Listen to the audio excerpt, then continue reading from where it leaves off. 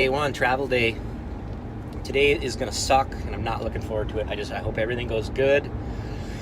I'm a little nervous because I'm flying on Air Canada, and I got some connection flights, and Air Canada sucks. So I'm really hoping that everything goes good today. I make all my connections. My first flight is to Toronto. I sit there for an hour and a half. Day two, and I am in not where I'm supposed to be. I'm in British Vancouver still. As expected, Air Canada screwed everything up yesterday. Missed a couple different connecting flights, rescheduled stuff, still missed them.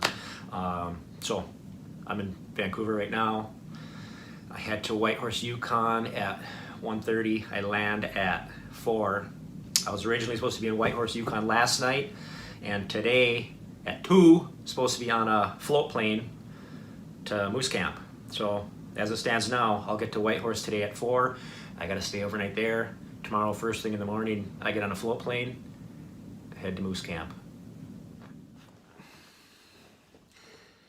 It is day 3, and I still am not at Moose Camp. I got to town, Whitehorse, Yukon last night. It was too late to fly out, can't land, float plane in the dark. So, tried to get a room, everything in town is booked. Tried to get a car to sleep in, everything's booked. So luckily I got an Airbnb and I found a condo. So just hung out here last night. Wake up this morning and it is snowing. So we are not able to take the float plane out today. So I am stuck in Whitehorse all day today. By the time I realized I wasn't gonna get out today, the place I'm at right now got booked for tonight. So I had to book a different Airbnb. I'm heading there pretty soon. It's a room in a house, and the family that lives there is there. So, but the forecast for tomorrow is nice. Should be able to get out to Moose Camp. Looks like I'm getting out of here today.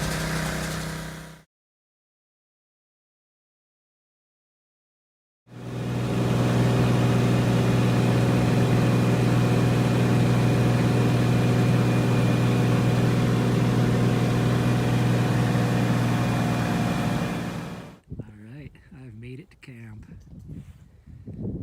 Actually got a cabin. Bob built the cabin. Had a float plane, all the materials out here. You know what that's for.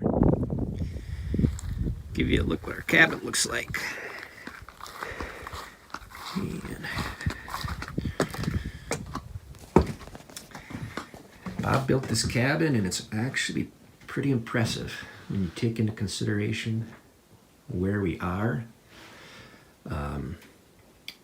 All the materials, tools, everything had to be hauled in on a float plane. And it's an hour and 15-minute ride on the plane and another hour and 15 minutes on the Argo just to get here each way. So Bob did that 30 times to get everything out here. Let's see here. There's my bunk, all my gear. Those big holes, Bob got here about a month ago, and porcupines eat plywood. So porcupines got in here, trashed the place, pooped everywhere.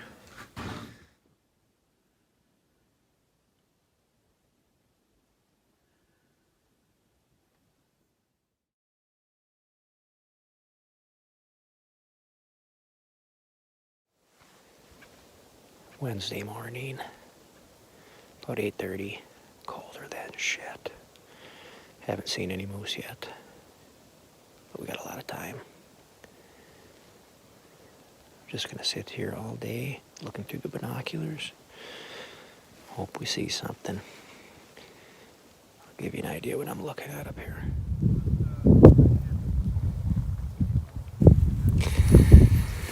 This is where we're glassing from. Actually lucked out, we're not too far from camp. But it's a good spot with some elevation. We can look a long ways. If we spot something, we'll get closer, and then Bob will try and call them in. But pretty damn cool. And that's for bears.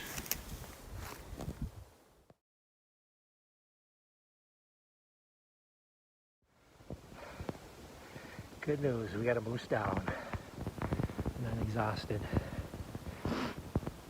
We saw a nice bull, only bull we saw. I don't know, he was about a mile away or something. So we started walking pretty much through swamp. Got to 200 yards. Was able to catch my breath, get steady. Made a couple nice shots and he went down. And he's down in some water, swamp. It's a mess. So Bob and Billy went back to get the Argo and some waders. And we're gonna pull that big guy out of there. So we'll get a good look at him pretty soon. All right. There's Bob and Billy in the Argo. And Gigi the dog. So wait until you see this machine in action. This is going to be interesting.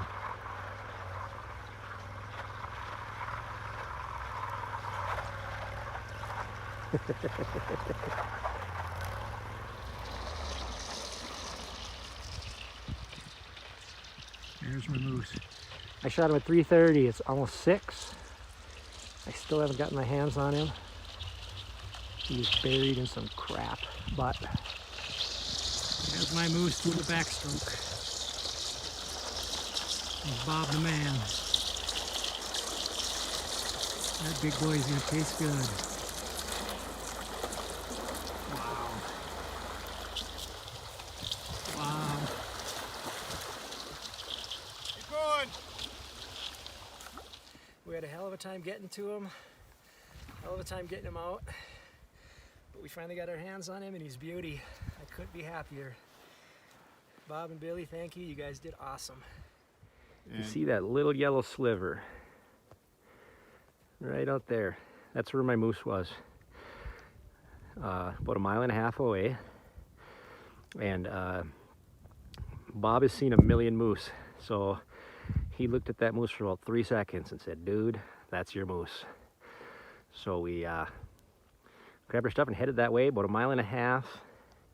And I don't think there's 10 feet of solid ground between here and there. It's all marsh, wet, bog. And if you remember, my moose was by that little body of water, which you can't even see from here. So you never know what you're going to get into until you actually get up there. So we made it back to camp about 9:30 last night. I shot around 3 or 3:30. By the time we got him out of there and got back to camp, it was 9:30. Ate a late supper, went to bed. But this is amazing country. And unless you're a hunter, you're never gonna see this kind of stuff. Hunters go where nobody else gets to go. All right, that is my moose. Bob and Billy just got finished up skinning it. And then gonna debone it. There are my horns. And just to tell you how good Bob is, spotted him, you know, from 1.5 miles away, and obviously you got binoculars and everything, but you always want to make sure it's a good, mature animal. It's a lot of work to get out there, and you don't want to do all that walking, find out he's just a little guy.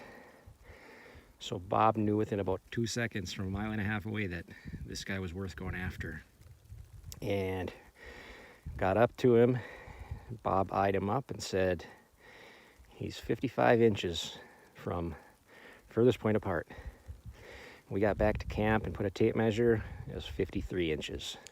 Today is Saturday, and the last couple of days have been kind of uneventful. We got my moose Wednesday, and then the last 2 days we were out looking and didn't see any moose.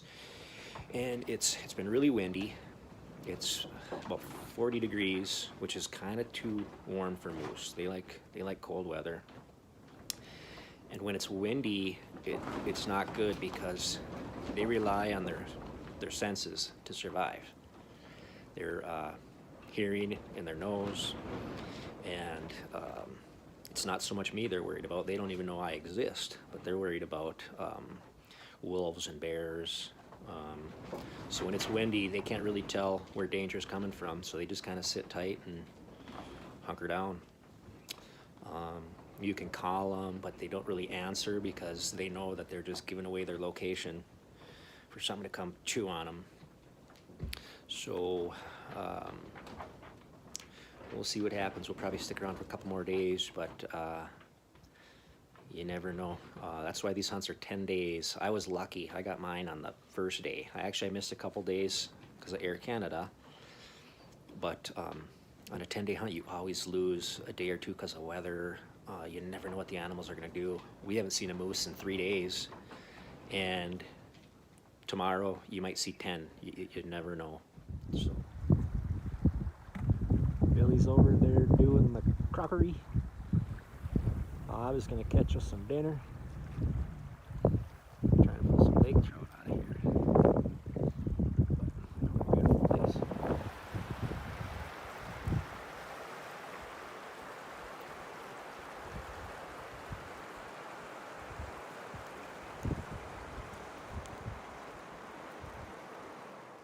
Sunday morning, we're taking off. Kind of bittersweet, but be good to be home. But great trip.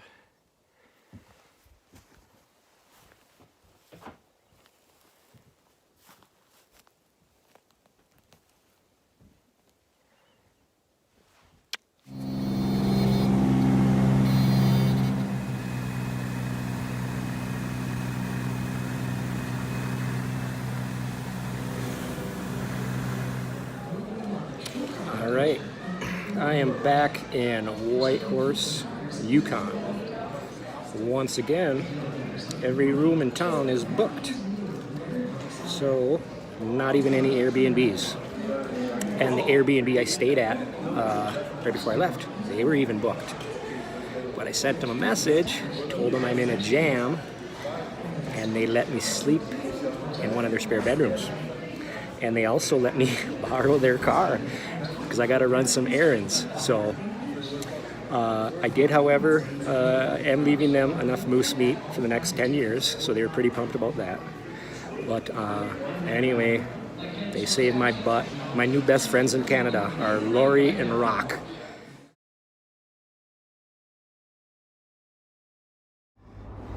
The excitement never ends with this game. I missed my connecting flight from Vancouver to Seattle, which I kind of knew was going to happen, but I had to book something just so I could get the flight from Seattle to Minneapolis. Fortunately, there's a 4.5-hour layover in Seattle, and it's a 1-hour flight, so I got plenty of time to get there. Rented a car. It's a 3-hour drive. I'll be there in 2. Unfortunately, I won't have enough time to attend any protests, but possibly I'll be able to smoke some crack and take a dump on the sidewalk.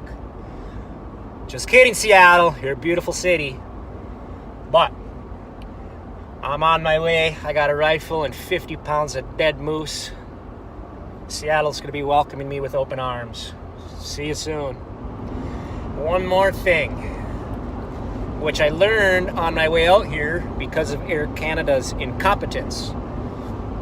If you miss the first flight on a multiple flight journey, they automatically cancel the rest of your flights.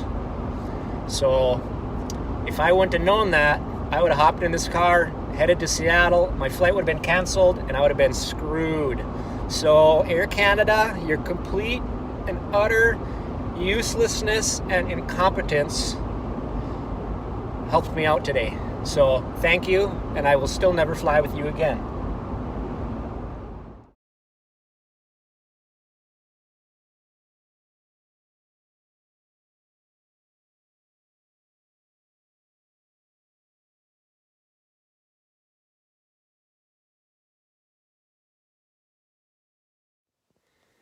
Layla, your good luck charm worked. Daddy's coming home. There you have it. Little glimpse at what we do. You didn't get to experience firsthand the cold, sweaty, stinky, tired, achy, hungry, thirsty, bored, miserable, anxious. I didn't film hours and hours and hours of staring through binoculars, just hoping something comes out. So maybe now when you see stuff like this, you understand it a little bit more, and you kind of got an appreciation for what it takes to get it done. I love doing this. It's addicting, and we'll do it again. So thanks for watching. That's a wrap.